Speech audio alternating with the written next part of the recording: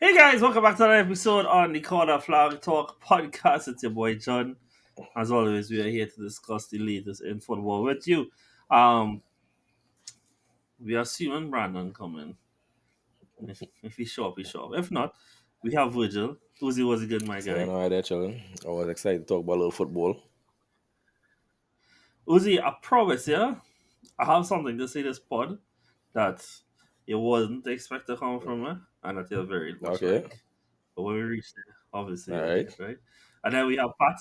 Pat was a good my guy. But as always, dog, happy to be back. So we got Yuan to say that he was coming because, as you all know, Yuan waited until they actually won a game again against somebody that he actually could have bragged against to come. But allegedly, his throat is sore from all the celebrations because we all know the Carabao Cup is the one thing everybody dreams and desires. Also, the Facts. United fan tells us. But with that being said, you see, this is why I wanted Brandon here from the start. Okay, if we gotta talk about Liverpool versus Chelsea, then we should probably have the Chelsea fan here. So what we'll do is what the plan was to talk about that and then jump into Liverpool's title rivals. So what we'll do it in Yeah. reverse. So this weekend, hmm, wait, dog, my mind blank. Yeah. Bournemouth hosted Manchester City this weekend and they won 1-0 through a Phil Foden goal as they managed to keep eking away these one goal wins, being as annoying as they can be, despite having moments where they could be a little sauce defensive. I think one of the most surprising things that come out of this run, not just these two games, but these last few games, obviously, including the draw against Chelsea, the game against Brentford, even the game before that against Brentford, is Haller's lack of profilicy in front of goal right now. And it just is completely uncharacteristic of him. Obviously, everybody misses chances, even the best striker in the world. But even at this rate, it is surprising. And so, the thing that I would have had to say, Virgil, is that I think Phil Foden has probably been one of the most, if not the most important player Mm. for City this season. And my complaints or criticisms rather of him has always been it's not a talent issue, but it is an impact and a consistency issue from him. And I think that this has been the most consistent we've seen from him, and not just in terms of quality of output, because I mean, like, we really go like the weekend was not the highest quality, but in terms of consistency of performances, I think that we are seeing a string of not just games, but a few weeks of where that he puts in some good performances and even coming more centrally to do so. Stuff that was also Mm. criticized of him in the past if he was really built to play in the middle. And I think that it has been said already that this has been his best season so far for Man City. And I would agree with that. But I think even more importantly, so is the next thing I was going to say is that Man City would not still be in this title race if it was not for him this season. Mhm. The amount of games that they've had where he's either scored the winner, he's assisted the winner, or he has created a play that has resulted in the winner has been to a level in which we have praised KDB for in the past. If this is a carry out throughout the whole season, I think you have a PFA Player of the Year conversation to be had with him. Um, I would be probably his first season. I would Mm. say that he's played at this level, Yeah. and it deserves to be commended. So, and again, in some, I'm not really sure if it is optional KDB absence because I think KDB probably carrying Yeah. something, and that is why he's not starting right now. But in KDB's not being available at 100% level, he's doing this, which is again a void we asked him to step up into. So yeah, Yeah. Yeah. what's your thoughts with Because it? looking at this from the neutral point of view, I could understand it. But like obviously for me, there were moments I would even say from like 3 seasons ago that you'll find that Foden was stepping up. But from what many people responded to that. They said that remember he had the likes of Riyad Mahrez next to him, then he had the likes of De Bruyne also chipping in, and then obviously Sterling was there. And now there were always those people who were above him in talent that could always bail him out if things not going too well, and obviously make his chances way more easier than it needs to be. But like especially for a game like this and a lineup like this, where looking at everybody, Foden is probably one there with the most experience alongside Bernardo Silva in that lineup, because he had the likes of Kovacic, Nunes, and it just Kovacic, Nunes. We had Bernardo there, but when you're looking at that, obviously, if Haaland is not giving you any goals or any end product, the next person you will look at is Foden, because like said, De Bruyne on the bench have no Grealish. Foden compared to Doku, Foden have way more experience in the City team compared to Doku. So these are the moments where you needed Foden to step up, and especially how the season was going with De Bruyne out and everything I mentioned before. This was the perfect time for Foden to step up. And you know, although I'm not surprised by the outcome, I'm surprised by what we're seeing from Foden right now. It's just good that he could put all this down and do it, as I said, at a consistent level, and he's doing it consistently. So right now it really yeah, he have that spotlight on him, and he actually stepping up to the pressure and handling it well. Yeah. Brandon, you good? No, did you not see what happened earlier today? But definitely not in the best of moods today. Yeah. Well, I was trying to bring you on to be here with you, but It's a good thing you didn't, to be as honest. no, well, I thought earlier I have a little chance to hit off going at it and see who could be the bigger hater. But I'm not going to you yet. I actually want to go to Daniel because obviously you're a big Phil Foden fan yourself. But I only gonna get like being like 25, 30 seconds to talk about it. And then I want to ask you if you are concerned with what we've been seeing from Haaland recently in terms of his prophecy in front of goal. Do you think is, I don't know, any kind of return to some median or just a rough patch and he got just kill off teams for the next game going forward? Okay. About Phil Foden. Me personally, been very impressed with the standard that he's been able to show across the season. Uh, Again, I don't have much time, so I'm not gonna get into it, but I would say he might be one of the best players in the league at playing on the half turn. I'll just say that. Hmm. Apart from that, though, highly technical, highly gifted player, and I'm just happy that finally, coming to fruition. Where like he's had, I would say, a significant string of games of being the guy, So yeah, me personally as a Foden fan, I'm happy to see that. Yeah, I'm a little bit surprised because I thought it could have been shaky at the start of the season, given how last season and season before went. But I Yeah. just glad that clicking. Hopefully, one day we could talk more about it and actually analyze his game. 'Cause I do feel like it have a lot in his game to talk about. He is probably one of the most technical players I think in this league. So yeah, I would love to analyze his game one day on this pod. Haaland, I firmly believe that goal scoring is a thing about rhythm. Um, Hmm. and I feel like his rhythm just got broken with the injury. If you see what I'm saying, Yeah, I believe valid. that Hmm. I was so happy that he experiencing this because this is probably our first for him. Um, Feeling like he It is can't career. score for Yeah. shit, like he just can't Yeah. score. Um, am I worried? No. I do believe that that he'll be doing a lot of things in the background to try to get back into that rhythm and habit of finishing consistency. Um, I would be more worried if he wasn't getting chances, but this man is getting over Yeah. one XG in most games. You know what I mean? Hmm. He is getting a lot of he's getting a lot of high quality chances. He is simply missing. I do believe that as long as he's able to find some rhythm, it literally take I'll put it like this. It takes 2 games where he could score back to back. I think he's back. And I definitely think that could happen. Maybe it might be United, maybe it won't be, might be the game after that. But let him score today and tomorrow, if you kind of understand what I'm saying. Let Yeah. him score in 2 games back to back, and I really think he's back because they find in him, dog, he's just not finishing. And I think that's a smaller problem than if he wasn't getting chances at all. Yeah. Nice.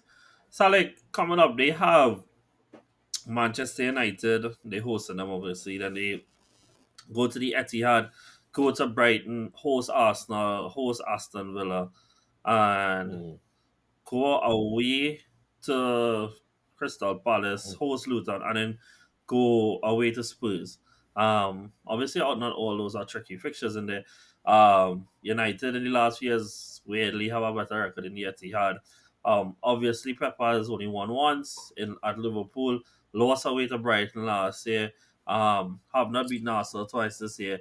Um, do you have any concerns at all in this run for them, given that they aren't at their most prolific best? They are giving up chances in the back line as well. Any kind of worry at all? Yeah, a little bit. I feel like once, ever since the Chelsea game, I've been more and more concerned about City. I feel like the I think you said Arsenal and Aston Villa back to back, right? So it Yeah, was yeah, that one is tough. That one is real tough. And then have Spurs though. I don't even know Spurs is a bogey team for City. So yeah, yeah, if I was a City fan, I would be a little bit concerned. Um, yeah, considering that Liverpool won today, considering Arsenal in the league look very good. So yeah, I'd be a little concerned, but I would not I would not be not confident going into most of the games. So. yeah. Fair. As we close off on this, I have to ask you then, Virgil, how are you feeling then as a City fan going into these fixtures? Mm. I mean, to be fair, United literally lost yesterday in one of the funniest ways they could Yep. lose. But besides that, you're playing some teams that are in pretty decent form. Obvious Liverpool, Arsenal, Aston Villa seem to be picking back up themselves. Mhm. Brighton, true, yesterday, lost yesterday, I think. But they were on a pretty decent run upwards as well.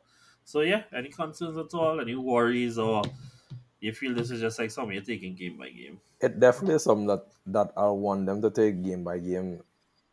I'm looking at how those unfavorable results happen early in the season. I kind of trying to build a little, a little confidence of that, and hoping that the players recognize that there were points in times where they could have extended the league, they could have claimed top spot, but little errors happen that kind of cause them to slip in the title race and have them where they're at right now. And also seeing that these teams now are right there in the top four, and also title challengers. I really hope that they're taking it game by game, really, and I really hope that there's something that Pep. This is something that Pep have to be working overtime for to try and figure out, because if you're looking at all the games, look at all those teams, there, yeah, some of them may be tricky, some may be straight up difficult, but the play styles of them are very different. So it's something that he's going to have Yeah, to monitor game by game. So that why I was kind of glad with how he experimented a little bit with the formation and everything for this Bournemouth game. Because even Bournemouth, even before this game, Bournemouth is a team that we always struggle against. If we see from this game, Bournemouth had like what, 3 shots less than us in this game. I was surprised we came out hmm, with a clean sheet. But going into those other trickier games going forward, as those much tougher teams, and the ones who are in title challenge for us, and the ones who are in top six, yeah, it's not yeah, something I can sit down here and say that I confident. Something I could hope it's game by game, and I hope we could build that confidence as the game weeks continue. yeah. Obviously, the big one is obviously going to Anfield. Yep. Way like I say, ever since that Liverpool have become title rivals to City, they have not won there. Um, I think the closest your game was when Mares missed the pen when it was 0-0. Yep. Um, but yeah. And even last year when Liverpool weren't at their best, they still managed to beat you. So, obviously, like Sally pointed out with Spurs, there's just some places that some teams just struggle even at their best. Um, given that we're doing this in reverse order, then we'll go on to Arsenal, and then we will circle back to the Carabao Cup final. And so, obviously, Arsenal won 4-1 in the league this week, and based on recent league results, that seems like it just kind of has become the status quo for them. And I think the bigger talking point is talking about how things went in midweek in Europe for them. But just quickly on in the league. That's 5 games in a row that Saka has scored. It is continuing to be this run of games where they seem to be free flowing, at least within the league. And, you know, while there are different types of pressures to face within the league, there's also the type where, when teams don't seem to be falling away, you have to make sure that you still have your foot on the gas going behind them. And even when, City win earlier in the day and Liverpool already put themselves 5 points ahead, obviously, with a game in hand during midweek, that you have to keep going. And against a team where obviously they felt robbed, I think fairly when they played them earlier in the season, they made sure and put them to the sword on the day. Something that I want to point out is, look, I get that he's not the most pleasing on the eye, but whether we like it or not, that Havertz is managed to find a way to make himself impactful and effective in these games. I get that that he doesn't strike the ball as cleanly as I would like, or pass the ball with the right way that I would like, especially when he plays in midfield. But he constantly unsettles defenders. He movement is always a problem, and you know we I would like to think that at least from a neutral perspective, that we could at least admit that even if he isn't always the most perfect fit, especially in midfield, I think Jorginho shows that as well, that he has become an asset in our team that is fighting for the league, and that says something. At least for where his rep was, coming into this Arsenal team, where he was underperforming, during his time at Chelsea. Um, Anybody have anything they want to add? Yeah. About the league more specifically, though, and then I'll bring up the Porto game as well. Oh no. No. Brian. Yeah, boy, cricket's boy though. No, I don't really have Uh, anything to say. I have its points really and true. okay. I will respect to Europe. I'll be honest with all you. Obviously, I don't think that we played well, right? We didn't even have a single shot on target.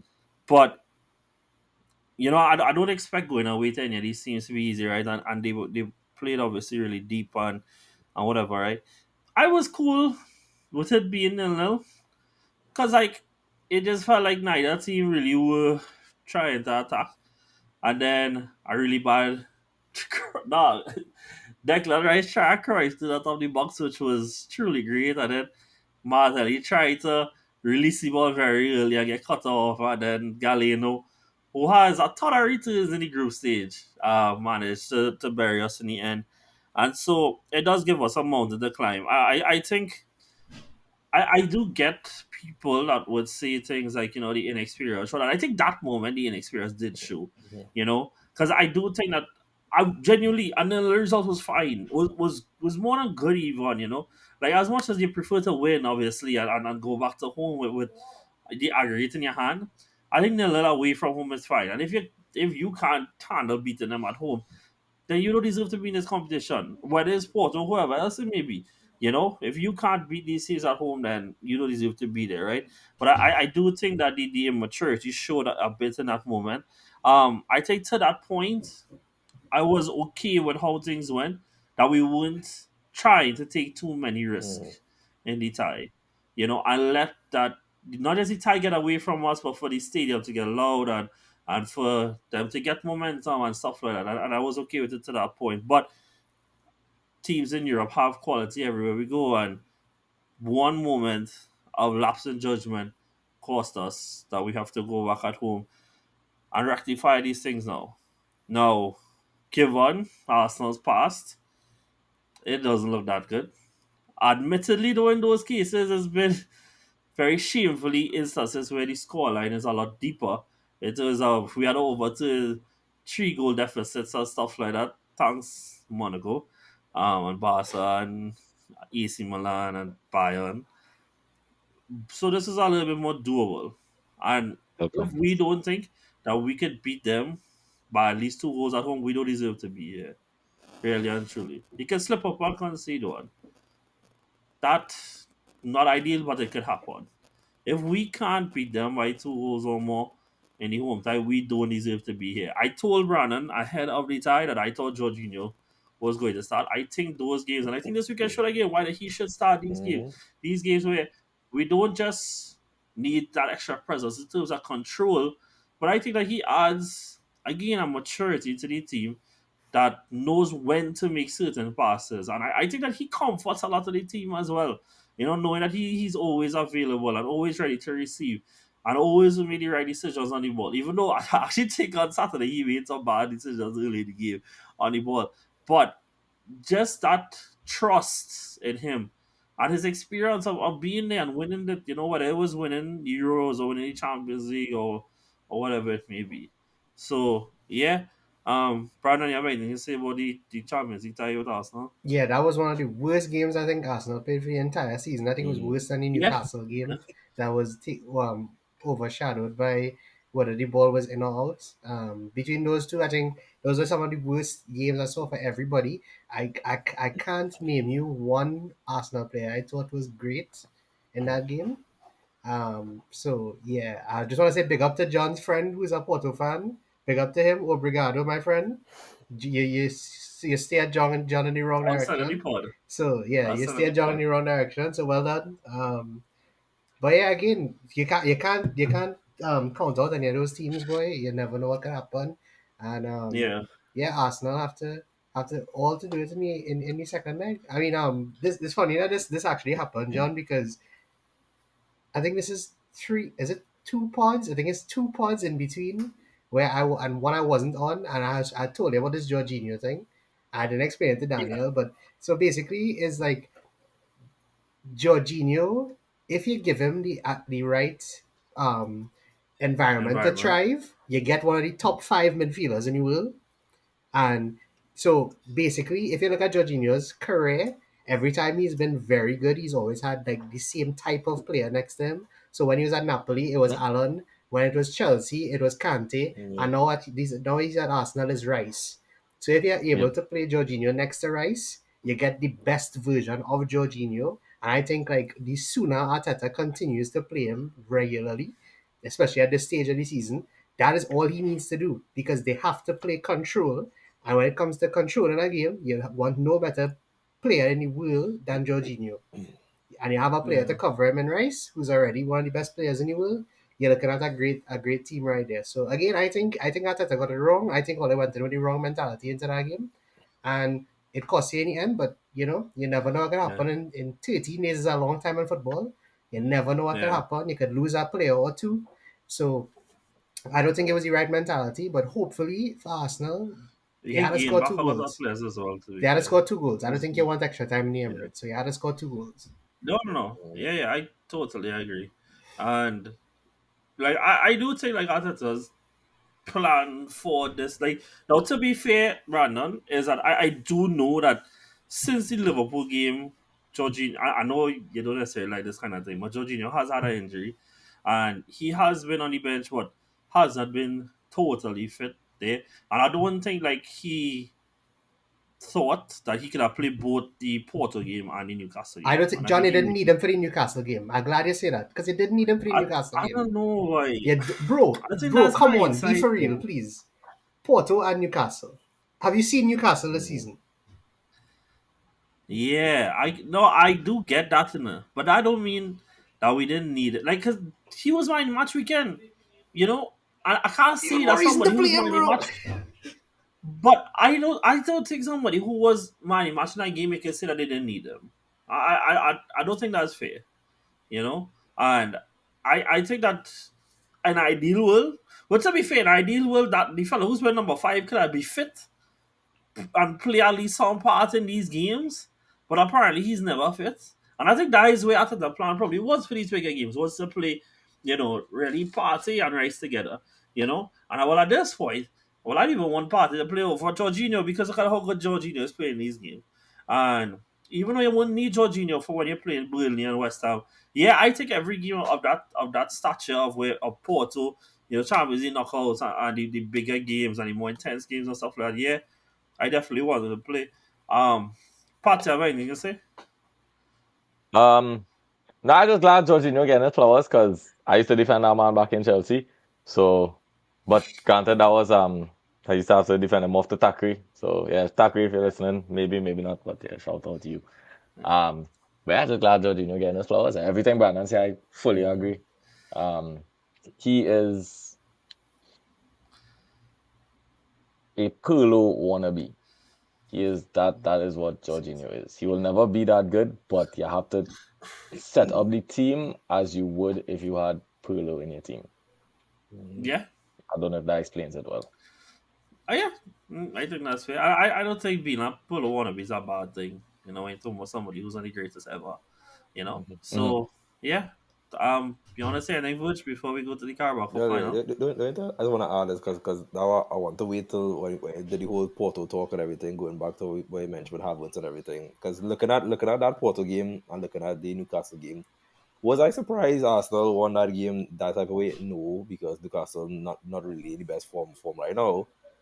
But when you're looking at that, and from what you mentioned for Havertz, for one thing I was thinking of, I was like, it's not just so much singling out Havertz, but you're looking at a game like that where Arsenal has three European winners in the midfield of midfield options in Havertz, Jorginho, and Rice.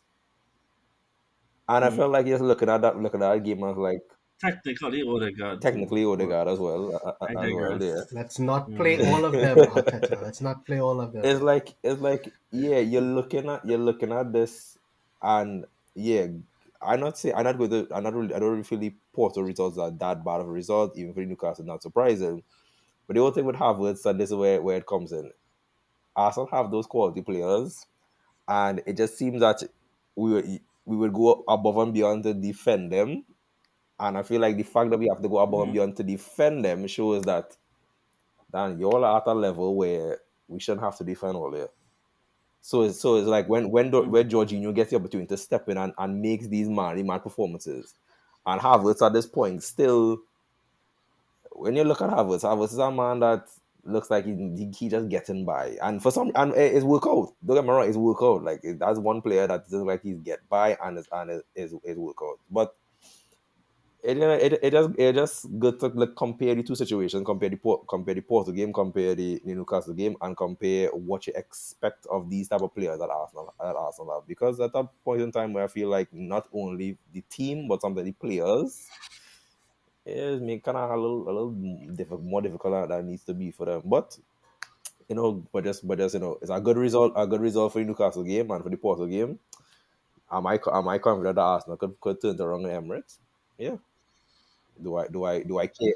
Yeah, I Do I mean, care if they turn it around in the Emirates? Not so much, well, but we don't. Hey, look, I'm not disagreeing with that, and I do think that there has been, at least earlier in the season, I think there was a lot of squinting to try and see the good in Havertz, right, and really force it. I'm not denying that, but I do think that over the last few months it has been a notch better than that.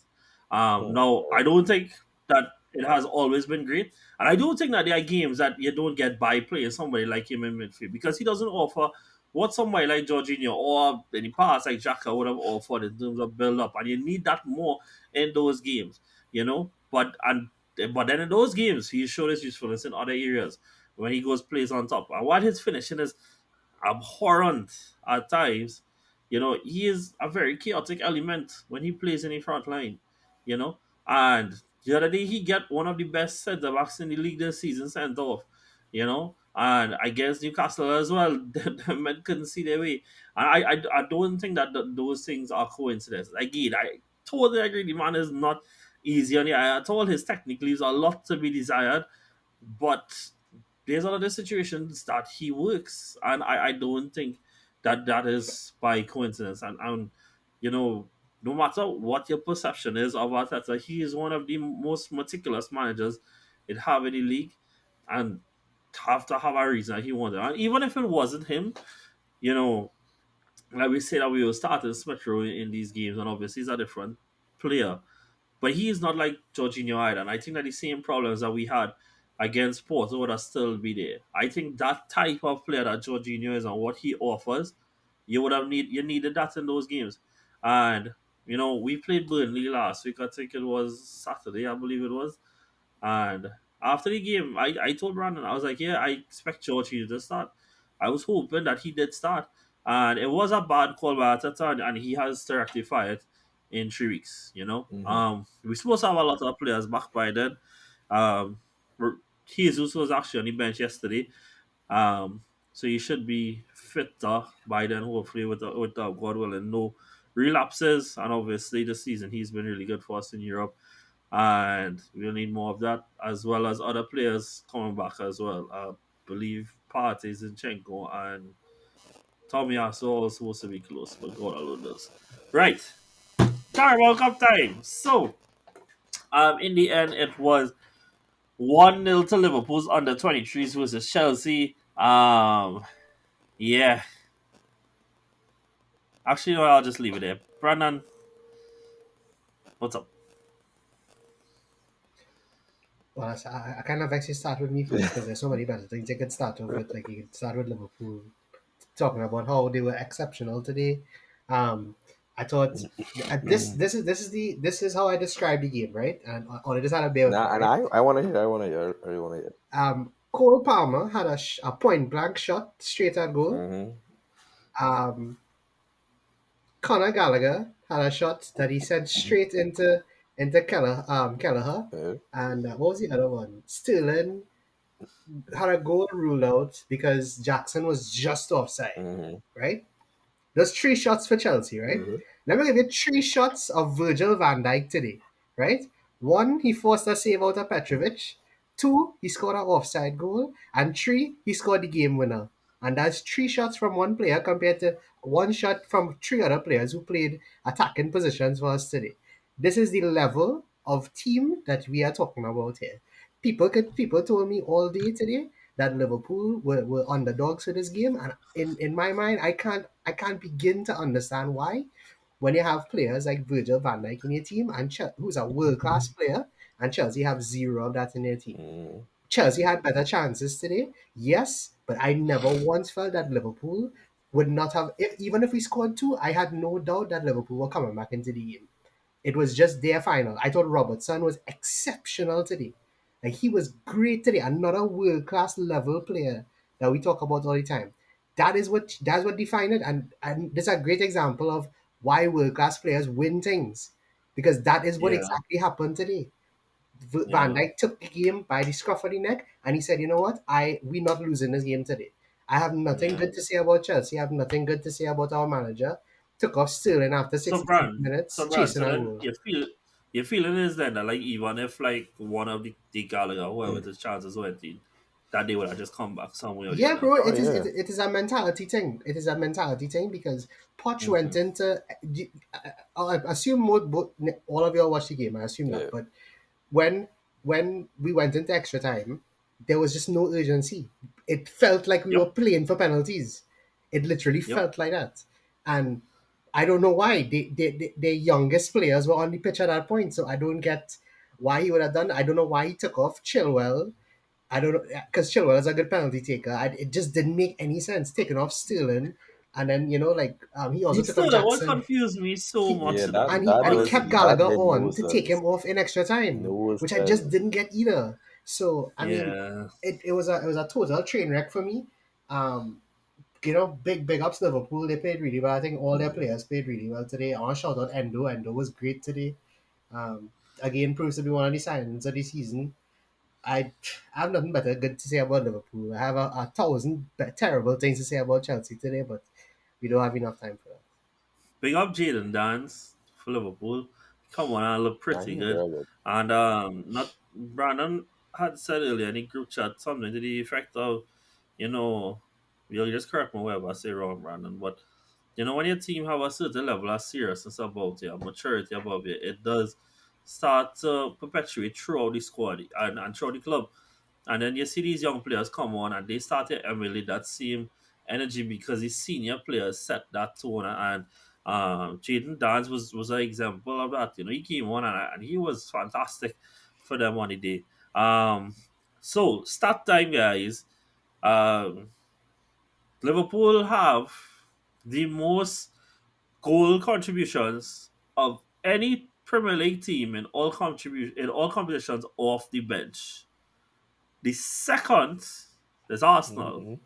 I want y'all to guess how much Liverpool have, and then how much Arsenal have. Liverpool have like 40, right? You is no fun, No, I'm though. asking, is it Oh my like goodness. 40? Yes. Okay, Okay. what? And how much do I think Arsenal have? This have nothing to do with Arsenal. What are they watching the chasm Arsenal. between them and the rest? 29. I was going to No. 17. Too high. 29 is too high? 29 is too high. 14. Not like 23. ridiculously too high, but 23. 23. 23. a little too high. LeBron. Uh, What is it, 22? 22. No. So they have Jeez! 18 more Jeez. goal contributions than any other team off the bench. Yeah. Which is why I was so fitting that Trossard came off the bench to score against them. But it says a lot of how the squad has been playing and how much, players have been coming in and not just impacting them off the bench in games, but even coming off and impacting them, when they have so much injuries. Because, I mean, they went into this game, right, with so many players missing. I just can't get the injury list up here for Liverpool because they went into this game. If you watch the bench, there was no attackers that you recognize. Jane Dance came off. He was on a 23 player. Nobody actually, well, no non-Liverpool fan would have known most of this bench, right? In terms of injured players, Alisson Becker, hamstring, out till March. Doak, another, I can't even put up. Early April, Jones, ankle, mid-March, Nunez, muscle injury, Jota, knee injury, Soboslai, hair flickage, illness, Matip, cruciate ligament, Salah, hamstring, Pajetic, dog, I didn't even feel like we see this man for this season. Calf injury, Thiago, unknown, Alexander Arnold, knee injury. Unknown is crazy. But yeah. I like, they still managed to win that final. So then, Mm. I have to ask then, Virgil, what does that say about Chelsea? Hey, boy. Chelsea look like. Don't be nice, eh? I just tell you, don't be No, I nice. feel like the one person and obviously another singling him out because everybody else was terrible. But just looking at Enzo Fernandez for the entire game and just seeing how straightforward that game could have been in the first half and how them Chelsea players decided they literally have the PS5 controller and have four options and they will decide to find a fifth option. That'll be the worst option ever. I'm like, dog, is there? It literally seems like there's no chemistry in the team. It literally seems that they don't know what going on. And in that game, first half, don't get me wrong. I was expecting okay. I think it wasn't so bad. I find Chelsea looking all right. And then after when I realized, this Chelsea decided literally playing for extra time. And this Chelsea decided I don't. It seemed like this just trying to do a snatch and grab at a point. Then they say they're going to play for extra time. And then after when extra time started, and I sat then I realized, wait, Sterling came off so early.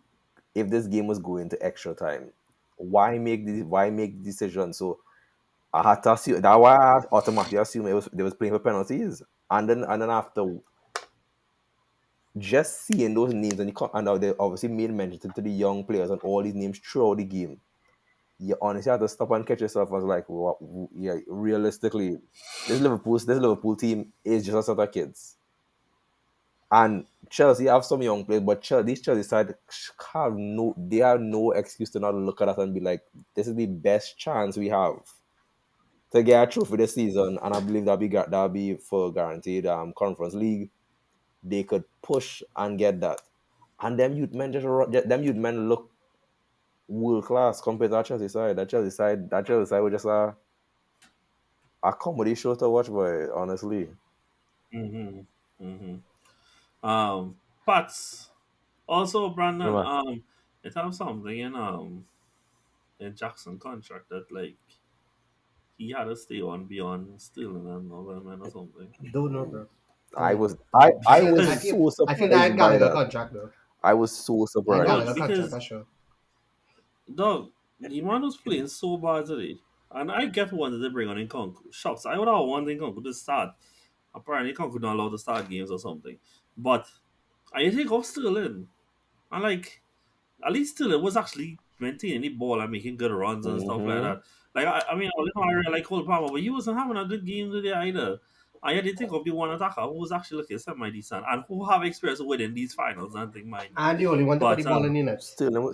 and the only Sterling one was to put holding it our in, attack yeah. together. If like you know for a fact Sterling was our outlet, so taking him off is like you just have a lot of players up there who they don't know where the goal going to come from. You don't know where any build up play going to come from. You know, you know what's the thing, right? Poke my fun at Emery, for throwing away games mid game and thing. Mostly because of that's my experience with him, man. Right? And I have seen some tendencies that fella. I low key thought that was gonna happen this weekend. But No regardless, man, come on, man. Poch is literally doing that, and he has been doing that. Like I think Poch statistically has the most games thrown away mid game this season. Like, obviously, it's a start for that, but like when we watch how that City Chelsea game was going, right, we all have already acknowledged that yes, Chelsea were right in the lock and they took Haaland missed chances, but obviously Chelsea were putting in a valiant effort, and then it was Poch changes that swung it from Chelsea being dangerous on the counter. Chelsea tried to sit this out for the last few minutes, but then you really realize there's 35 minutes remaining in the game. Mm-hmm. Like, and there's the manager that caused it. It's the shock. Patrick, I know you didn't get to catch the game, right? But in terms of you would have get to watch the tea leaves after, watch how young the Liverpool side had finished. Obviously Gravin was injured and stuff like that. How you Mm-hmm. feel? This should have been Chelsea high point for the season then. And then maybe could have had a following high point if they went on far in the FA Cup as well, you know. Yeah. So how you feel about I Chelsea now? And mean, then talk about Liverpool. I think it's definitely a missed opportunity for Pocher because given the state that Liverpool entered this game in, I could see why someone would call them the underdog. But I also understand Brandon's point of view, where it's like, look, it's Chelsea versus Liverpool, like Mm-hmm. not that hard to call. You know what I mean? No disrespect, but you see what I'm saying, right? Um, it's definitely a missed opportunity for Poch. I don't think he will experience going into our finals against a team that's this depleted, maybe ever again in his career, if his career lasts much longer. Um, yeah, that's not something that he might get to experience. Another thing though that I would say again, did not watch the game, but it seems like he missed the opportunity to really press the gas from the get go today. Um, this is again an inexperienced team going into a final. And I don't care what you have to say about Carabao Cup, or it could be It's our final. TT Pro League final, It's right? our It could It be final. is Papa a John's final, trophy. right? I get. Exactly, right? And I want to know about and the there's a John different. Taylor trophy, boy. I want to. What was it even talk? It could be, I don't even know what to say about that, but For Champs anyway, final. it could be Foot Champs Finals trophy. Yeah, but but yeah, it could be the Mr. White trophy, Yeah, boy. but Hey. it R.I.P. matters, Mr. Hoyt, boy. Um, RIP Legend. for sure, RIP for Starling, sure. we But know who we talking about now. That was our PE teacher in P prayers, teacher boy. and prayers, A legend though. yeah. But no, but what I'm trying to say is that there's a different aura when you go into our finals. I'm sure some of them youths was probably a little shaken up and whatnot. And yeah, I really think Chelsea, it seems like they missed the opportunity to press the gas from the beginning. At Mm-hmm. least, hey, you know what, dog? I would say it like this, right? This is what I always tell people. If you're going to fail with some confidence now. Okay? Try to win the game and fail trying. I don't know how to articulate that any better. But Yeah.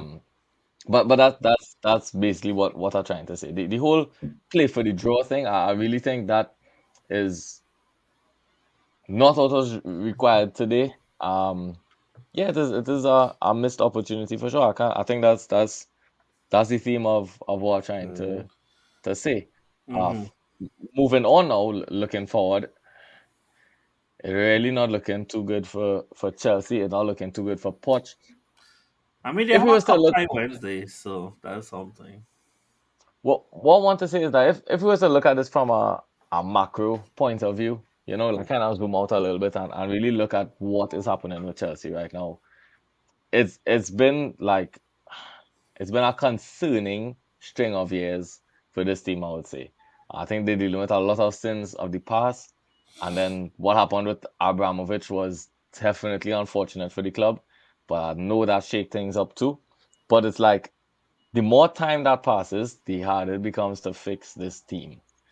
Um, and I Mhm. genuinely don't know because most of the times I have comments on how a team could get back on the right track. I don't know what that would look like for Chelsea.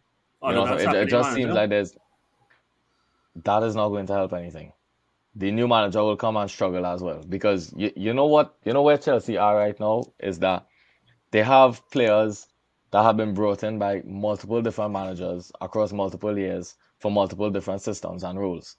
So any new manager that comes in now, and guess what? A new manager is going to come in and want his own players to have his own idea of what players I would like for my system as well. But you have all these high profile, big money signing players to deal with. He also have the players that actually, looking kind of decent, but might not be high profile. But because they're looking decent, he want to play them too. And then he have his own idea of the players that he wants to bring into the club to have his system work. And you know what has happened? It has all failed. And in 9 months, it repeats again with a new manager. And that is where it seems like Chelsea are at. And that is a very difficult thing to fix. At a point in time, that's kind of where United felt like they were at too. I would not say that they have fixed their situation either. So Yeah.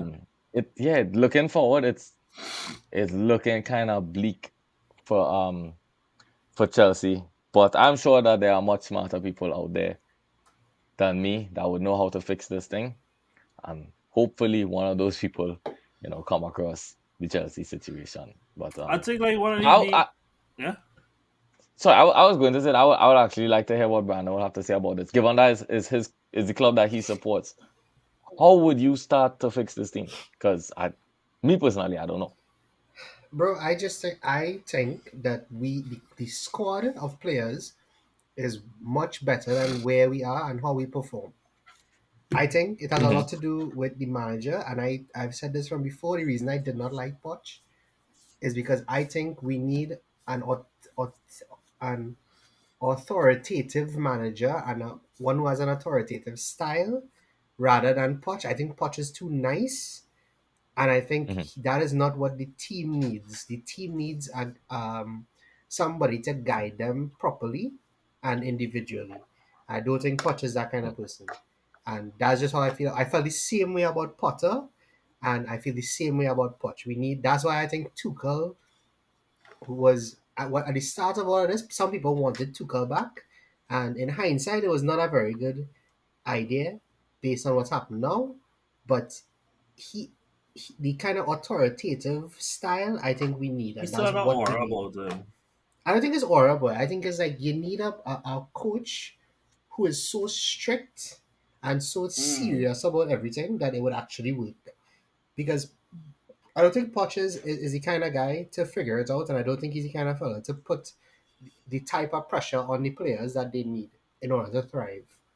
Because if you Can I look, ask a question? yeah, go ahead. Is part of that because of how not just young but inexperienced that the squad is, and not just inexperience in their careers, but like inexperience in understanding whatever the culture at Chelsea is supposed to be. Is that you need somebody to be that disciplined and authoritative. But I just think that's what we need. We need somebody to start to be the figure, because we haven't had a figurehead of the new regime. Like Bowley hasn't had a figurehead manager since, and they all thought this it was going to be Poch, and I don't think it will be Poch because he's just not Yeah. authoritative, and we need somebody who's like that. I don't think I think that's all it really is. Like I kind of disagree with people who say that the squad isn't good enough. What is the average age of Arsenal, John? I think now it's 25.6, something like that. Right, 25 points something. Right, that's relatively young. Yeah, yeah, yeah. It And I is. mean, a Oh, few yeah, years, I get a where you're few, going. yeah, like that's relatively Yeah. young. Like we Yeah, should be performing at a level much higher than where we are at. And I just think it just it lands in his lap. Everything that's happened, even today, it's because of him.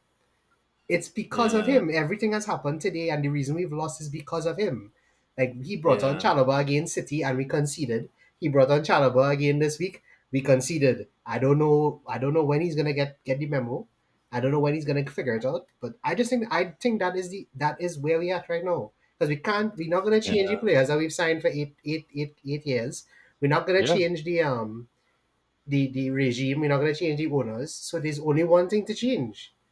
I don't And like the fact that we have to change it, but that yeah. is what we need to do. We need to change the manager. It's And, terrible choosing at the My start. question, my question to that, like just as a quick follow up, is I agree that you need to change your manager.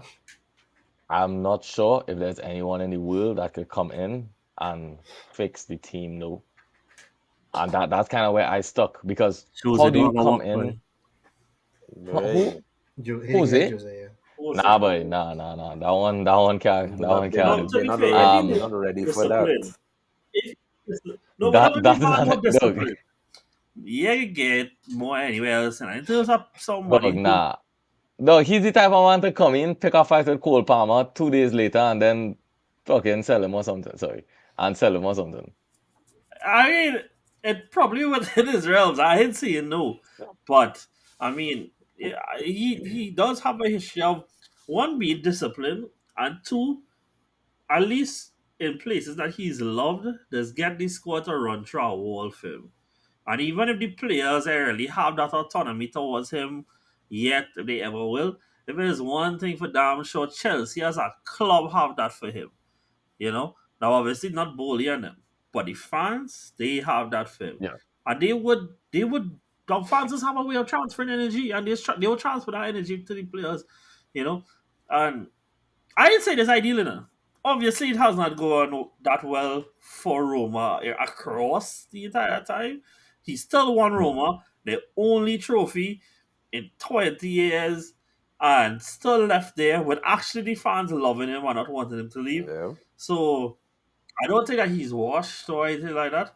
I still think he has a purpose to serve, and if it is to stabilize Chelsea at least, I was about to say that you same know, because it might not be a long term solution, but I honestly feel if you put Mourinho in that side now, he will stabilize the team and he will definitely put a spotlight on either players who don't want to play for the club or not giving 100%. Because one thing I can guarantee with Mourinho is yeah, he will find the bunch who will play for him and play for the team. So yeah, I glad to say that, right, Virgil? Mm. Because this is my new eternal question for football Yeah, fans, right? It's like with the current squad of players that you yeah. have, what do you think is their ceiling in any 3 year span, right? Mm. Especially now. Like in the next 3 years, where do you see this squad of players? Like how high do you think they could go? Right? That's how I look at mm-hmm. as ask everybody this. Like I've asked John this many times because I this is why I disagree with his love for Arteta. Like if you could, I think the Chelsea squad is good enough to in the next 3 years to win a Premier League and to make it very far in our Champions League. Very true. Consider if we ever made it, Yeah. Hmm. right? And if you're not meeting that expectation at any point in time, that have to be because In of the the next manager. three Because years, I've already made my mind up on the squad. Hmm. Like I know what yeah. the squad is. I know what the squad could get to. So like I don't know how all You if you think like you what win a like, Premier like League if with Jackson as your starting striker? bro, I actually think with a proper manager we could easily be in a title race. I truly believe that. The I players mean, are I not know fighting bro, these here. players are not bad. I guarantee you they're not bad. I No, I guarantee you no, that they are because I good mean, players. dog, credit where due. At the start of the season, Virgil had Chelsea second. I had them third. You know, yeah, Patrick also had them third. So it's not even saying we had them yeah. that far from it. You know, But would so you say that's more from the players or from the manager? No, oh no, that's I definitely for agree. the I think manager. it's Poch. Poch is Players, the issue. players, I players. I, I That's think only it's players.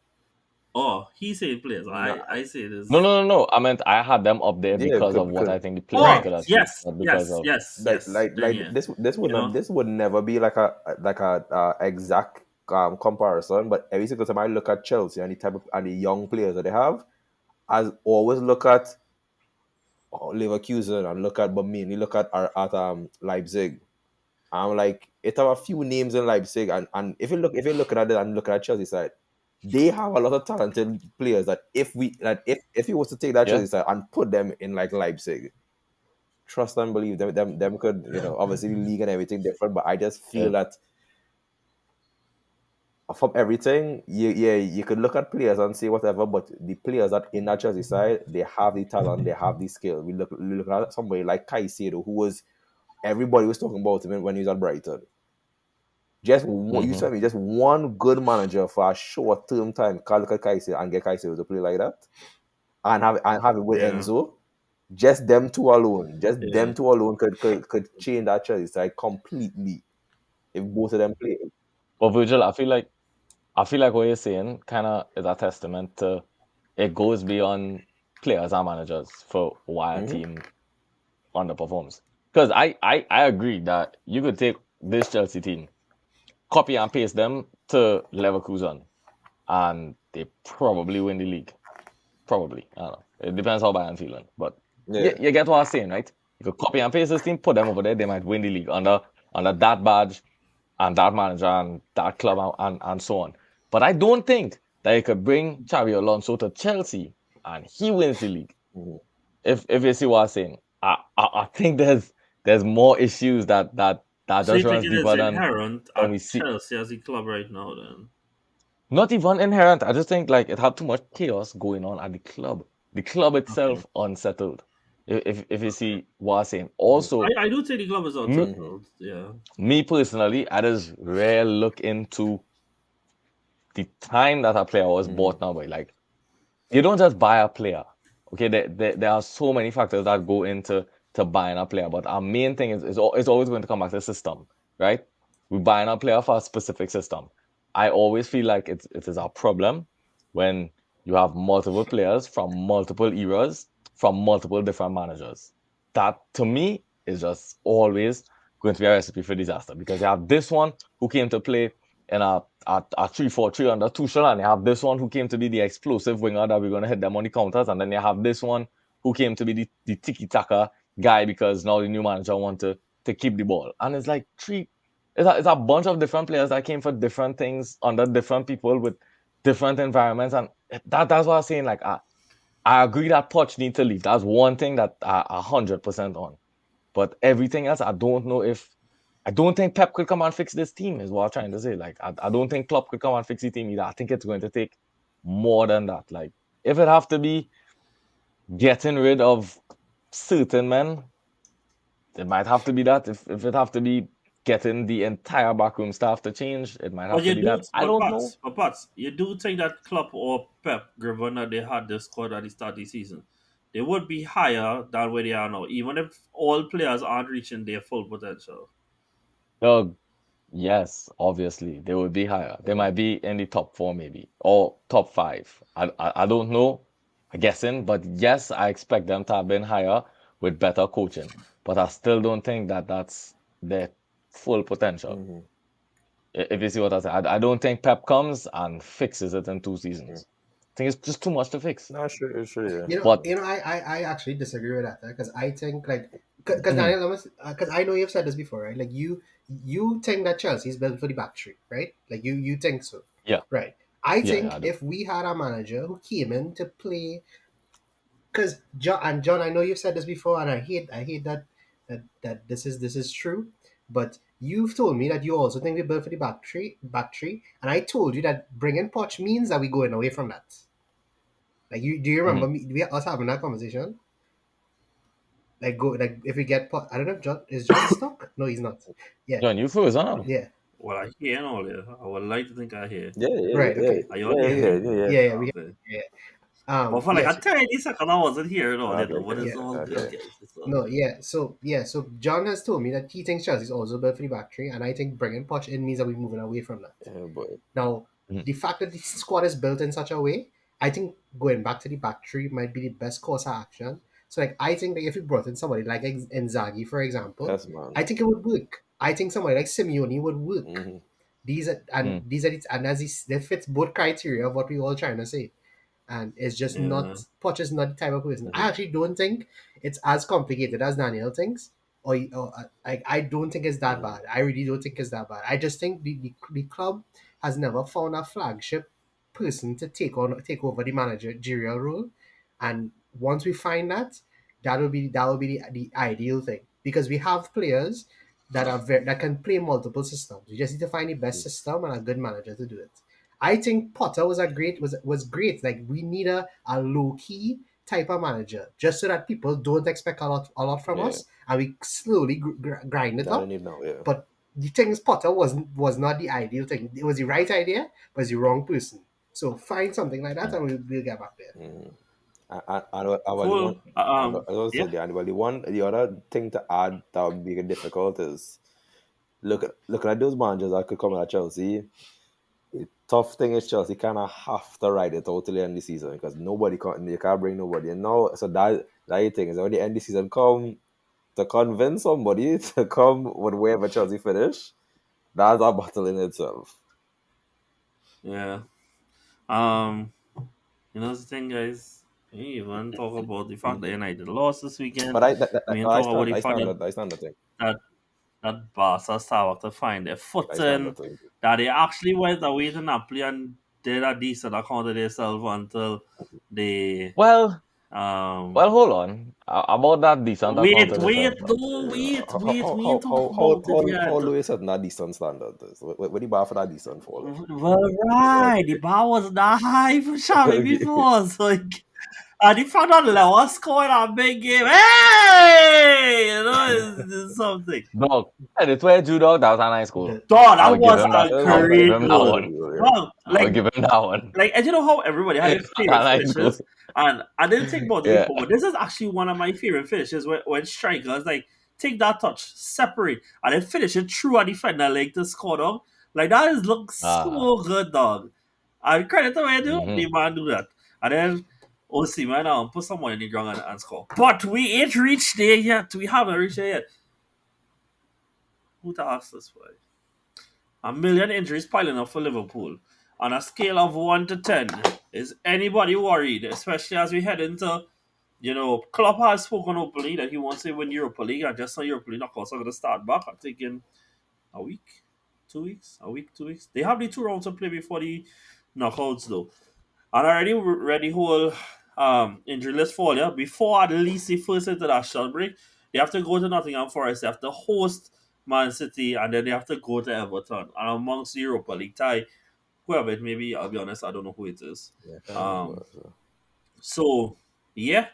On a scale of 1 to 10, guys, is anybody worried about a Liverpool drop off? I am going to go with my worry scale, with 10 being very worried, 1 being not worried at all, at about a 4, because logic dictates that I should be worried about them. However, Liverpool logic dictates that they will be completely fine and find a way.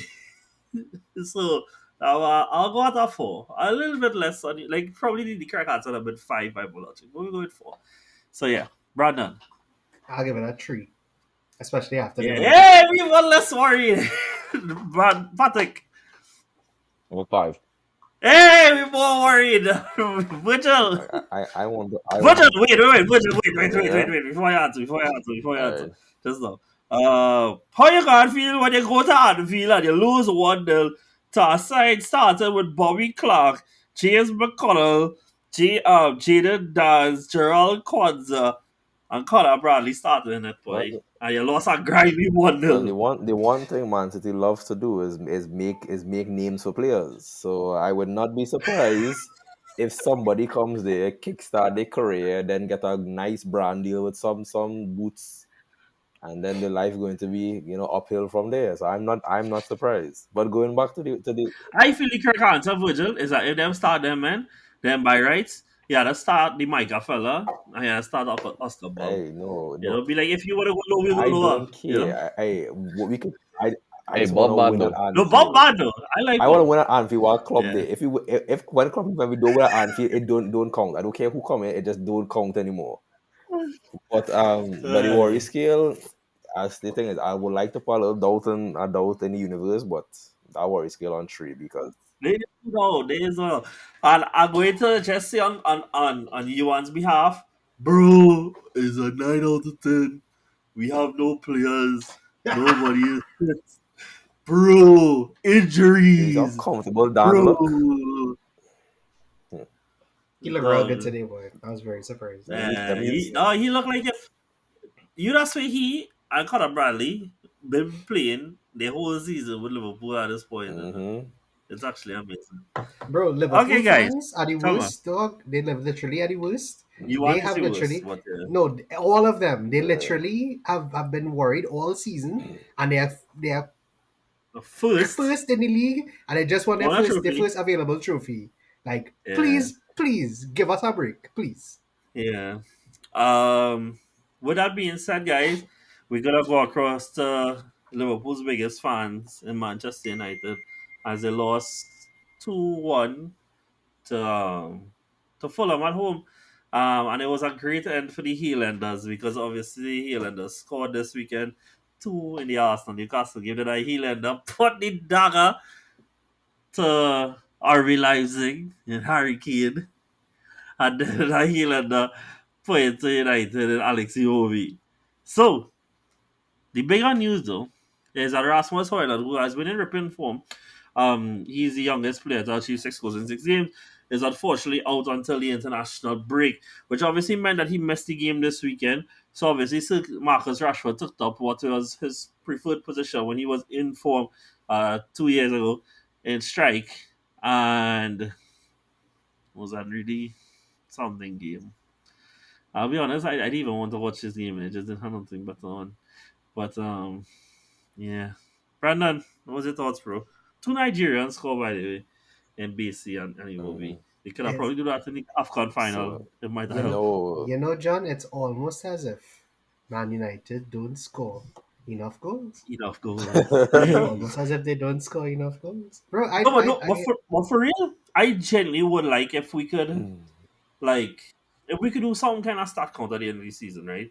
And, like, how much percentage of goals United have compared to the rest of the league from their midfielders go back of their total goals compared to the rest of Hmm. the league. Because it's actually insane how they do manage to find just enough goals to keep going from McTominay, Casemiro, Maguire, whoever you want to count it from. But yeah. Yeah, bro. They just don't. I don't know, boy. I can't get. And they were home too, eh? Like this is not like they were Yeah. away to Fulham. They were home to Fulham. Again, another Bruno Fernandes stinker. Another Mm-hmm. terrible performance by Marcus Rashford. So much. I don't know where United are going from here. I think people say, you know what, Ten Hag out. People say get some of these players out. I say get rid of both of them because they're no good. None of them good. Yeah. Like they're just not good Yeah. anymore. So yeah, boy, I don't. I'll keep it very short and say to United. I don't know how the hell they lost that game. They should not have lost that game. But Mm-hmm. again, somehow they what? They're sixth. Is it sixth, They seventh? are, yeah, they are six. Tottenham have a game in hand, obviously, because Tottenham was supposed to play Yeah. Chelsea this weekend. Like I don't know how they're Um, sixth. Really and So truly. Tottenham, if they actually won, they would have won level with points on Tottenham. Obviously, they would not have overtaken Tottenham because their goal difference is 0. Like that in itself is a remarkable thing. But how your Wait. goal No, no, difference no, is no. Hold on, 0? John. Hold on. I'm glad you bring that up because I have this statistic here for you. I have this statistic here for you. Hold on, fellas. Hold on, fellas. I get it. Right. So I would like each of you to give me a team that you think has scored fewer goals than Manchester United this season in the league. Virgil, go first. Few that score fewer goals on them. Who? Yeah, fewer It goals. just get one team, right? Any team. Yeah, it have a few. So only getting a chance each. Keep Uh, going. Go, give me one. Sheffield. Right. Good. That's correct. Daniel, give me my next one. That's so. Oh my god. Fulham. Fulham are tied with the number of goals that Manchester United have. So incorrect. John, give me one. Burnley. Bomboglat. That is correct. Virgil, you go. Everton. Correct. Daniel, go. Ooh. Um. Forest. Nottingham Correct. Forest. John, go. Um, Palace. Correct. Virgil. It only have two Oh more. yeah, Brentford. I lie. It have two more after that. Correct. It have two more after Yeah. that. Daniel. Um. Close it out. Have a very obvious one I didn't say yet. Luton. Oh, Luton. Right, okay. John, last one. Come, take me home, take me home, take me home. Somebody say Forest, huh? Mm-hmm. Yeah. Yeah. What has been Bournemouth. said so far? Yeah, correct. Bournemouth, yeah. So those are all the teams that have scored fewer goals than Manchester United this season. Yeah, boy. That's Hey, all the good teams. company to be in. So, Oh, that's hey, horrible company to be in, dog. that's horrendous. Dog. And I mean, and you know what's the funny thing, yeah? Full of real throw in that game to it. That fella who play on top for them boy, is Muniz, Mm-hmm. bro. Mm-hmm. Muniz. Dog, he had like three good chances in the first Yeah, half I of like it, him. I though. like Like, him. Yeah. dog, I can't lie. But He have a thing Yeah, about I it. know Dog, what the, say. the You third have one he to had. about him. Dog, the third one he open the body, take the touch and just hit it around the corner. He smacked the post. So wait, boy, hard luck there, boy. But are you bad, boy? yeah, boy. So How Wolves scoring so much goals, dog? How Wolves scoring so much goals? because Brandon said Last that they season, would that be was the a surprise guaranteed team of clean the sheet, season. boy. Um, Nah, true. and they also have Pablo Sarabia who step up apparently. And you know what's the thing, right? You know, all the teams that feel like they had things to complain about with injuries, you know, Wolves actually had players that come back Yeah, recently, yeah. but all the players that Wolves that Yeah. had injured, you know, in and out, in and out, in and out, and yet they keep managing to find goals, boy. Hey, fair play to Gary O'Neill, boy, like for real, boy. This man is doing a sensational job with them. Mm-hmm. But with Manchester United, so if they actually won that game, they would have gone tied with fifth. But yeah, obviously that didn't happen. So looking forward for Manchester United now, obviously we know that they have to play Man City in a few weeks, but in the more recent future for them, because obviously they don't have no Europe, they have to play. Sorry, not a few weeks. They have to play City Sunday coming, which is truly great. Then they have to host Everton and host Sheffield. But you know what's the thing? With this United team, you never know where you're going and get. So I think when the fact that Rasmus Hoyland is out, actually, like they've been real serious for a second, I think Hoyland was doing well to cover up a lot of sins over the last few weeks for them. And with him being out, I kind of really had that much hope for them again. I kind of feel like these next three games here, they could drop some points. That'll be really crucial for them in trying to put together an end of season run to try and make that Champions League spot. I'm not sure if all they feel like different or you'll tell me when there's all to the top obviously. But yeah, that's kind of how I feel with them. Um Rashford on 5 goals this season. Truly great. Supposed to be the greatest counter attacking player in the world. And all he doing is countering all the people who had any arguments of him being very good. So Mm. yeah, Counter the supporters. yeah. Not a nice thing to do, really and truly. Mm-mm. So yeah, how you feel with United? They go into the Etihad next week, and I'll be honest, it's. I mean, I know Virgil. I know all you're not scoring really at a free flow rate. Eh? I feel like if it's any game, all you might catch all your mojo. Might be this There's a weekend. So. reason why De Bruyne taking his time. De Bruyne is starting that game. Everybody started that game.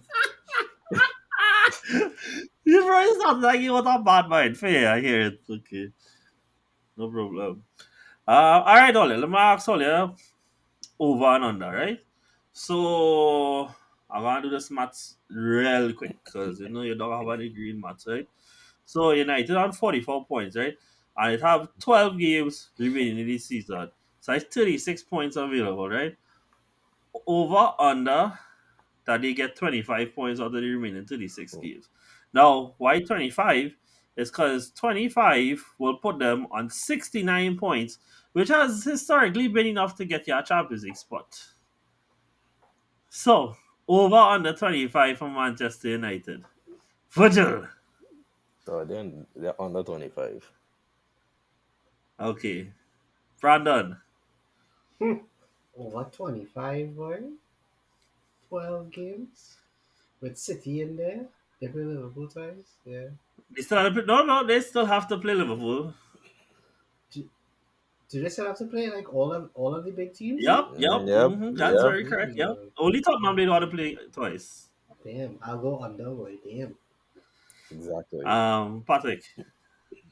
I also think it's under. Nice. Okay. 25 is Well, plenty. So, my answer was so under. just to sum up real quick, we see when you talk about United and Champions League, if you're relying on Kobe Manu, a man who now bursts on the scene when you have all these players in your team, Bro, and Scott McTominay is their best player. dog, That says a look, lot. compare them to Aston Villa. Aston Villa is playing much better football than United. Look, Hey, I brought in Leon Bailey this weekend. Aston Villa have Oh, even players. Even if Aston Villa beat United in every realm, goals, assists, players' contribution, a Yeah, manager that makes sense, yeah. players who looking fresh outside of football and just get better haircuts than them United players. Aston Villa have bro. everything. Um, Freshness is our metric now. Yo, they When sell marking. Pogba down. The expected freshness went down. Um, Nah, for real. so over on the 19 points. Let me go in reverse order. Ooh. Patrick, Nah, they could. Yeah, more. you can't go equal, eh? Yeah, more than 19. More than 19. More than 19. Virgil, Yeah, more than 19. They can't be so bad. Yeah. Patrick. So more than Salik. So more than 19 means that you expect them to at least win 6 and draw 2 of their remaining 12 games, eh? At least, because Wait, over 19 would mean 20 or more. wait. But Nah, I go under. I know. Yeah, I know because they still have Chelsea to play. They have Liverpool to play. They have Newcastle to play. I'm not gonna count that. They have They Order have to play. Arsenal They to have play. us to They have play. They Arsenal do. to play. They have us to play. They have Brighton to play. And they have Brighton. No, Yeah. but the thing is, I can't be surprised if they beat like one or two of them You teams. don't know. I won. But somehow them just do it, you know. Like It's true. somehow they just kind of United are a just, team that just don't make Yeah. sense. No, wait, let me yeah. tell you, yeah. Like that, like this a mildly serious point, but it's still a serious point in saying that United is the exact team that their fans needed. They just do just their players as man, and Ten Hag this man is do just enough to keep everybody happy, and they keep the gravy train rolling just enough so that they don't question anything. Come the end of the season now, they might actually end up putting out just enough points, not performances, because we all know the good performances now is over under 5, and the answer is under 5. Come the end of the season. But they'll manage to put up enough points that he will be in and around Europe. And because they'll be like, well, he any season strong and a new ownership and Hoyland's had a look good coming on the any season. And they'll find out enough good enough points to negate all the bad. That come next season, they'll leave him in charge. And Yeah. they'll go and recruit more Ajax friends and family just come players. And then now, when next season come now and there's some of the problems start pop up again, they will restart the whole cycle again. Which is why they keep doing this cycle over and over. Whether it's Ten Hag, or it's Van Gaal, or it's Mourinho, or it's and Eric Ten Hag, or what's the other one name? What's his name? Ole. Oli. Solskjaer? Yeah. Because it's the same players, it's the same inconsistent players, right true, right true. So, yeah. My over under 19 is under. Because, yeah. I think it'll be like Damn, bro. 17, though. I think it'll be like 17. I can't I say can see fun. equal. Yeah, I think Nah, it can't say equal. It can't say equal. Shucks. Nah, I say 17. I say 17. Maybe 18. Maybe they'll get 5 draws, 3 loss. Sorry, 5 wins, 3 draws. I'm going for the over with 20. Mm, I'm going with Yeah. 20. I'm going with 20. yeah. Hey! Okay, cool. Nice, guys. Moving on. So, yeah, I feel like that's enough for the Prem. Or you want to say anything else about the Prem? Newcastle fall of the season has been one to watch. Truly lovely. It really has. Yep. Yeah. Who knew going into a Champions League season with Danny Murphy and them kind of men being a squad up? I wonder who tell it that way. I wonder who told me that. That person is a pain in my ass. Moving along. He knows I love him dearly. So, it almost was a 12-point gap in a 34-game season in Bundesliga this weekend. But when you need big players to step up, they step up. And Harold Kane scored twice as Bayern beat Leipzig. RB Leipzig 2-1, right? So he kept the point gap to 8, I believe it is, right? However, guys, the more important thing is not that he scored, but Granit Xhaka scored his first goal for Bayer Leverkusen this week, and it was a rocket. The man scored up, and then he do the fake hamstring celebration. Yeah, that was funny. I don't know if you see the cut that it had to Xabi Alonso. Like, he actually had Xabi Alonso a little worried for a second, and, and he thought he might not have someone. But Pat wasn't here last week, where we kind of went in on Harry Kane a bit, right? But and Tell me. I do get that, obviously, like, Harry Kane cannot be excused for the fact that Upamecano's skill set is where it is, and whatever the deficiencies that the team have. But I do think that there have been times in some of these games that they are losing that he can be doing a lot more. Um, what is the scenario then for you for him to save face this weekend, this season? Sorry, going forward. Big man thing, dog. And it's going to be difficult, but I think Bayern need to win the Bundesliga. They need to find a way. Mm-hmm. It Hmm. again, it's looking impossible, but it's like, dog, what you said was save face. Yeah. There's not he can't run away from facts. The fact is going to be, and forget about what the reasons is, the fact is going to be that he joined Bayern and they lost the league. Hmm. Off rip. That's going to be the fact. So the only way for him to save face and to not have multiple haters making multiple memes on an hourly basis will be to win the damn league. He had to find a way, dog. I don't know how he can do that. I don't know how Bayern going to do that. I need to stop saying him. I don't know how Bayern are going to figure out this this pickle that they found themselves in. But I also will not be surprised if Leverkusen goes on a 5 game losing streak at the last 5 games of the season and dog the league. Because somehow that has happened in that league. True. Somehow. Right? I So mean, I yeah, say no, I but wouldn't be no, surprised if that these happened. men undefeated for the season, but like, Dog, and I still wouldn't be surprised. Look, it's not Mm-hmm. gonna happen, right? I mean, it's not okay, gonna happen. okay, But if it did, is it then more realistic then that he on his own can turn the Lazio tie, and then let me say that at least they make the final, then where he carry them through even if they don't win it all, even if they mhm. don't win it all, but he carried them. That he turned around this tie, carried them through the quarters, knock out somebody big in the semifinals, all on his back.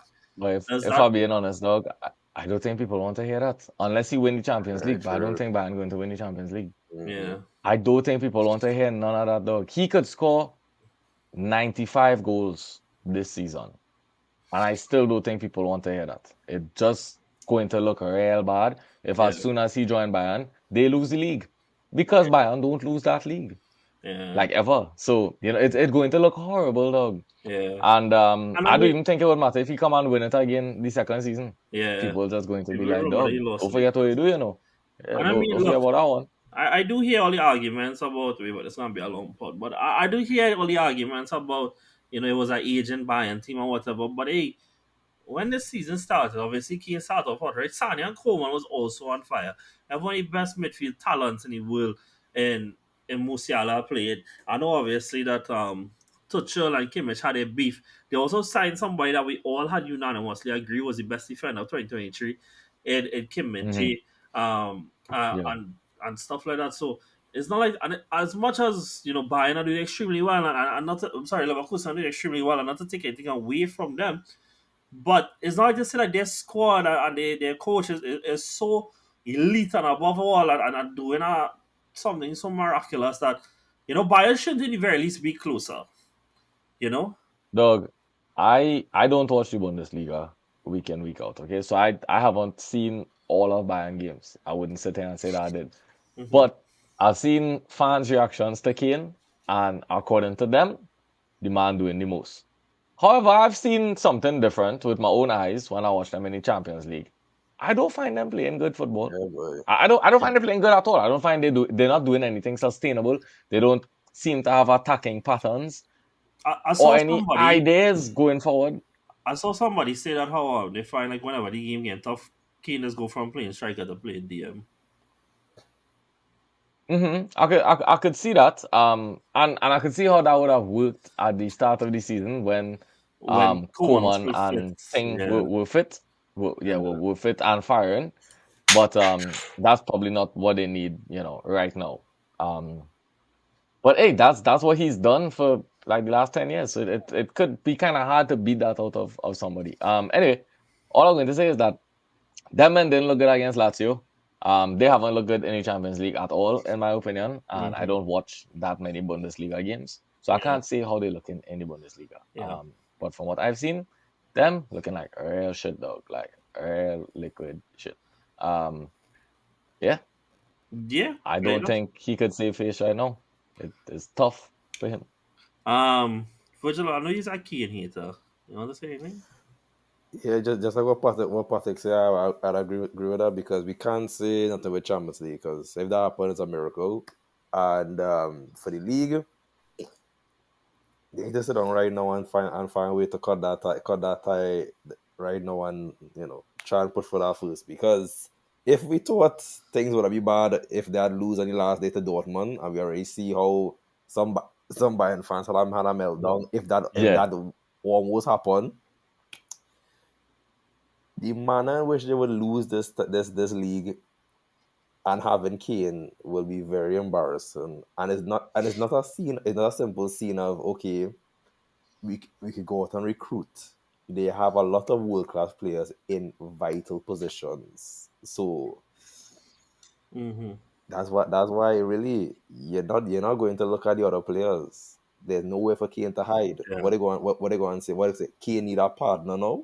Are we going to say? We're going to say Yeah. our big side. They gotta sign some next summer. They have to something, but But my question, right, is it kind of just down to Tuchel then? Because the squad is talented, but they ain't looking I good. do think that there are some problems. Like I don't think that they have a natural. Well, he wants a natural six, and I don't think that to play whatever system that he wanted. I don't think that there was that in the squad. And I think Mm-hmm. for a while they had issues at right back because I don't think Mazraoui was fit, and I don't think Kimmich wanted to play right back. So I think all that was Mm-hmm. issues. And I don't think Davies was fit either. I think there was a lot of injuries this year. I'm not saying no, but I'm not doubting that there have been injuries in other seasons with Bayern, and we haven't heard about it because they managed to win regardless, and it Yeah. just hasn't happened this season.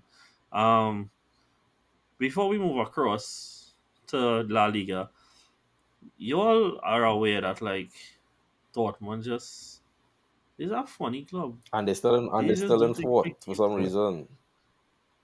yeah, I like thought it would be much this is lower. why I can't take the Bundesliga serious enough because dog, I like to be fair to Piet dog. It was just blasted Tillman, man was serious about life though. PSV could have been like 3-1 up to Dortmund in that time. Brandon, I didn't really ask you about this because I know last week me and you get to go kind of more in depth on this. And if you have anything you wanted to add about the Kane Bayern thing, or I'll just move across to La Liga. No, I don't have anything to add. I mean, Yeah. I know we kind of do all this last week yeah, anyway we now, did this so last it's week. early change much. Right, cool. La Liga. Brandon, Patrick not allowed to answer. Guys, y'all want to guess who is second in La Liga? Yeah. Is it not Barca? It is Barcelona, and they are actually second in La Liga. Mm-hmm. Now, this is a question that Patrick can answer. Patrick, is it a rule in La Liga that Girona plays on a Monday every week? Because I feel like every week Girona's Ah, play on a I feel Monday. so. I feel so too. it might be. So It yeah, might be. Girona have a game in hand because they play in the day after we are recording. But Barca is second. After they But, won 4-0 yesterday against Getafe, I believe it was. Yeah, it was Getafe. When Patrick favorite player João Felix scored. Um, mm-hmm. but that is minor. Pats or they went to the Diego Maradona Stadium, or they Yep. drew 1-1. RIP. You know, well, yeah, it was the Maradona derby here. Lewandowski scored in a big game, or they had the lead. No, Mm-hmm. it wasn't Araha. It wasn't Christensen either. Who it was? It was Inigo Martinez fall Inigo No, it down. was Inigo. Martinez. Yeah, he fall Mm-hmm. down. Osimhen score. But all they was away from home in Champions League and it was 1-1. How you feeling? Yeah, I think that's a real disappointment in my opinion. For how the game started. I don't Hmm. know if you got to catch the first half, but in the first half we really ponged them, dog. We really and truly ponged them. That was it. Was I And thought it I was was a good surprised. performance. Huh? I said that's what I said. I thought it was a good Not for performance. real. You know, I thought it played pretty well. Mm. Yeah. No, that's the reason why it's disappointing. Yeah. I would have probably been less disappointed if we went and looked like real shit and come out 1-0. Yeah. Like lost 1-0. That's not that disappointing because I didn't really have much to go on from the get-go. Yeah. But they gone there and they playing good, dog. So it's like, And took the hey, lead. might And took get the lead. something out of this one, dog. Yeah. Might really get something out of this one. But honestly, dog, this is where you just see that Yamal really is 16 years old, boy. Like, Yeah. you know what I mean? Like, I don't know why they didn't go with Rafinha. 'Cause I Mm. felt like he would have suited that game. Just a little bit more experience now, eh? Because Yamal does really make some weird decisions, I find. Again, he's 16, so I'm cool with it. But he's made some weird decisions in the attacking third, I find. Like, Mm. dog, not everything is a let me dribble and score, you know. Like, not everything is that. Especially, like, okay, I'll just put it like this, right? If you're going to deny cutting the ball across the level, you better score then. Yeah. You know what I mean? You better score. And he not doing either. So Mm-hmm. is yeah, I would have preferred if Rafinha started that game. I think the first half would have gone much differently. I was somewhat disappointed getting to the first half at 0-0 because I really felt like the team should have got something out of that first half. They didn't. Lewandowski scored a really nice goal. I was happy, celebrate, fist pump, take a Snapchat, them type of things, right? And then like moments later, another bad decision, another inexperienced decision, I would say. And Inigo Martinez, in my opinion, for no reason, tries to win a ball that didn't really need to be won. I mean, we're talking about the man is back to goal, okay? And the ball is being zipped in. Yeah. How did you plan on winning that? You know what I Yeah. mean? How did you plan on intercepting that? It's being zipped in. Yeah. What was the plan? I don't know what the plan was. I don't know. Does he do that in training on a regular or something? I don't know. Does he somehow intercept these balls being zipped into strikers' feet, like getting around it? He's back to goal, dog. Like he's back to goal. His back is to the goal. What was the plan? How were you going to do that? I don't know how in the hell he was going to do that. But he had a plan. All right. So he said, all right, boom, interception. And with this interception, man of the match. Well, yeah, it didn't work out like that. And He it's not like slipped OC, man. It's not because, tiny fella either. dog, that was it. But anyhow, he slipped because he was wearing the wrong boots. Because obviously, these men don't see. And yeah, it was meant to him, man. It was a nice finish, I would say. Yeah. Half expected to stay and to save it because he's superhuman. Yeah. But yeah, nah, man, it was a nice How you feel finish about and Christensen 1-1. play midfield? Awful. That's not a midfielder. Because but I think there's a lot of things to pick apart in that. With centre backs going into midfield, it's very difficult. There's really only a handful of centre backs that could do that. And I will just give you the main reason for that is when you're playing centre back, everything is front facing, right? Yeah. John, you play centre back in real life, so you know this. Not sure about everybody else and where you like to play and stuff. But when you play centre back, everything is front facing. You never have to deal with back pressure. Okay? As soon Yeah. as you move up a line, it's completely different now. Yeah. Now you have to deal with back pressure. You have to scan over your shoulders now. You're not centre back. You don't really have to do that one so much. Mhm. Everything again is front facing, right? Your whole world changes when you go up a line. And yeah, I think that's exactly what happened to Christensen. It's a case of, yeah, boss, I could play there, and then playing there is like a whole Yeah, different thing. different dynamic. I think that's kind of what happened with him. Looking on to the second tie though, definitely in our favor, but at the same time, You never know. again, Yeah. the reason you don't know is because first of all, we have to win. It's not about like if it was 1-0, totally different situation. No, we have to win Yeah. because it's 1-1. Secondly, we are very bad at playing against fast players. Yeah. And Napoli has very fast players. I thought we did good to kind of nullify Kvaratskhelia on the day, but this is going to be a different day. So Yeah. who knows again? He might have a worldie. And this is a guy that could do that. So yes, I am worried about him and Osimhen. Yes, I am worried about our attacking patterns. How are we going to score? I honestly don't know. I could never tell you how we're going to score. I hope Felix play on the day, even though I'm a big time hater. And I hope Rafinha plays on the day too. And we're gonna need Lewandowski to do another one of those. But Yeah. apart from that, I guess it's slightly in our favor. Yeah. I want us to start a wrap up. So two all again, like 30, 45 seconds each to talk Oh well, about my it. bad fellas. My bad Now, for that that, one. No, no, now that no. your It's team, fine. Use the Barca fan though. Yeah, no, that was very good. And then I love them kind of provide the kind of input you did just now, bro. That's completely fine. Okay. Brandon, how you felt about that Barca game? And I guess not. Again, I said it. I think this is going to be the tie where we would wish away goals was a thing. Um, Yeah. so based on the first leg, I think this is going to be another draw in the camp. However, it'll be a high scoring draw. Um, I didn't. I thought I agree with Daniel. But they peppered them in the first half. They should have scored. But in the end, Napoli came back and they did.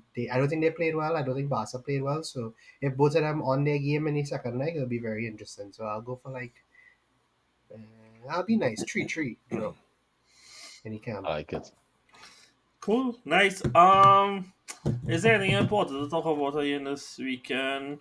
I remember PSG went down today, but Yeah, I didn't check to see if they actually lost. that finished 1-1. Okay, I don't know. So Leao scored a great goal today for his fourth goal of the campaign, which, bro, that's the thing with Leao, like his numbers has never actually been that good, But when he does score, it's be some really nice ones. 175 million, guys. That is his release clause. So PSG, that'll be good. Osimhen missed a open goal today twice in That's one, what I like to hear. and That's the type of things I like to hear, man. Yes, keep it he coming. he did score, but that was Ah, after okay. a horrendous mistake. Like, don't get me wrong, I really like Osimhen, like the idea of it, but the good lord, boy, that was horrendous indeed. Anything more interesting? Oh yeah, Marseille won 4-1 against Montpellier, which that doesn't really sound that interesting, right? But I just wanted to bring up Mudav Oba. He's like doing extremely well in that league. Very happy for him. Don't screw up your face, so Nah. okay. That's so not necessary. Boo. Right, that's so. So yeah, guys. Anyway, we had cup action. So yeah, so I think you'll just hear from us, on the weekend. Um, and yeah, I think that's it. Anybody have anything you want to say? Or we can just wrap it up. Everybody good? Very good. Everybody good? Yeah. Yeah. Yeah. Nice. Cool. Thank you guys for joining. Thank you guys for listening. I probably should have said this at the top of the pod, but I did hear you guys this week when you all said that you all really appreciate when the pod is on YouTube. And it is reflected in the viewership because, last week, up until literally yesterday, I got messages from people saying that they really enjoyed the pod. So yeah, this is going up on YouTube same time with the pod. So thank you guys as always. Catch you guys next time. See you soon. Take it easy. Later.